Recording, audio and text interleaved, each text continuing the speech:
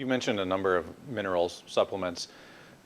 If someone's looking to start a supplement program, that can be pretty daunting because there's so many different products out there, and it's hard to narrow down just to say that everybody should have X, Y, and Z. But in your opinion, if someone is looking to start, where should they start? What are the top 2 or 3 supplements that almost everybody's deficient in anyway?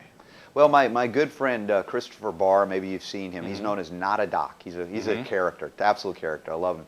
He talks about, and he's written about selenium and chromium, different things like that from a food-grown perspective. And he actually has utilized the research, as it's often not read, in regards to some of these basic questions that you ask. And I've really adopted a lot of those things along with my homeopathic knowledge and use of silver.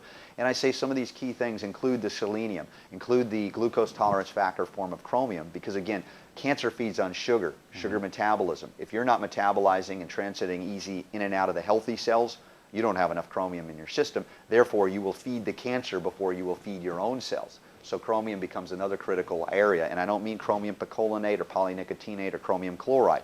We're looking for a genuine food-grown matrix, if you will, of this form, this mineral, that will come in and replenish the body's ability to utilize the sugars that are maybe in the food or in the cells to transit in and out safely without feeding the cancer cells. So that's a critical part of this as well. The silica I mentioned to stop the growth through the connective tissue is going to be great. But what foods will enhance glutathione production? Detox pathways, because cancer is a disease of toxicity. So in addition to homeopathic drainage remedies, or like Dr. Nick Gonzalez of Gerson talked about, coffee enemas, these things are vitally critical. Not everybody's willing to do them. But when you look at life or you look at death and the pathway, you begin to sit back and say, okay, it's worth it to do something a little out of my comfort zone. Even though there are a lot of things that won't be too far out of that comfort zone as far as supplementation choices. Utilizing silver, as we've discussed before, is also critical for immune function, remodulating immunity, oxygenating the immune cells, and really restoring integrity to the immune system. In any way, shape, or form you can do that without intoxicating is obviously something I would support. There are different pathways to get there, and I like to say to people, don't overanalyze these things. Do simple steps that you know are validated and supported by science, as well as clinicians, whether they be doctors or whether they be not a doc, right? The point is, follow those who are succeeding.